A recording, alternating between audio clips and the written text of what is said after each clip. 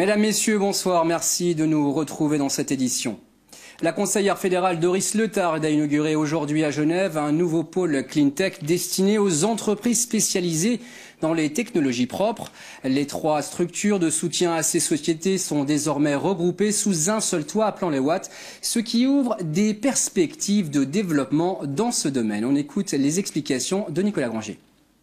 Les autorités genevoises et la Confédération veulent voir l'avenir en bleu. Preuve en est le bâtiment Blue Box, appelant les Watts, où est installé le pôle Cleantech, autrement dit des énergies propres et technologiques. La fondation FAE, la fondation Fongit et l'Office OPI, qui officiaient chacun de leur côté, regroupent leurs forces. Objectif que le Grand Conseil avait d'ailleurs poursuivi via un projet de loi. Pour Pierre-François Inger, qui défend ce dossier depuis des années, cette fédération est prometteuse et symbolique. C'est un petit pas pour l'homme et un grand pas pour Genève, pour paraphraser M. Armstrong quand il montait sur la Lune. En réalité, tout ce petit monde est d'accord de travailler ensemble. C'est une nouvelle qui était impensable il y a 10 ans. Non seulement elle est pensable, mais elle est réalisée maintenant. Un rapprochement qui permettra une mise en réseau avec les hautes écoles et simplifiera la vie des entreprises.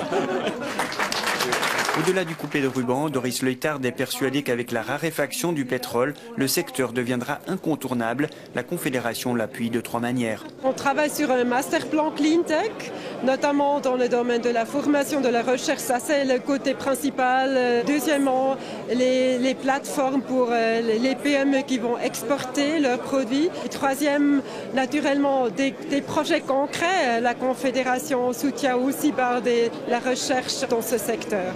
18 projets ambitieux sont déjà à l'étude et parmi eux TOSA qui vise à créer des bornes électriques aux arrêts TPG pour recharger les trolleybus qui fonctionneront avec des batteries et ainsi enlever les encombrants fils électriques en ville. Une idée qui sera déjà testée en mai prochain près de l'aéroport. Il va falloir passer d'où on est aujourd'hui, c'est-à-dire vraiment d'un incubateur à un business établi qui puisse permettre de créer des emplois aussi à Genève, c'est notre objectif. En partenariat avec le transporteur, celui qui va fournir l'énergie électrique, les SIG, et puis un industriel. On l'aura compris, en plus de son positionnement dans l'innovation, l'économie genevoise place comme autre enjeu la création d'emplois dans ce marché avec un horizon des plus dégagés.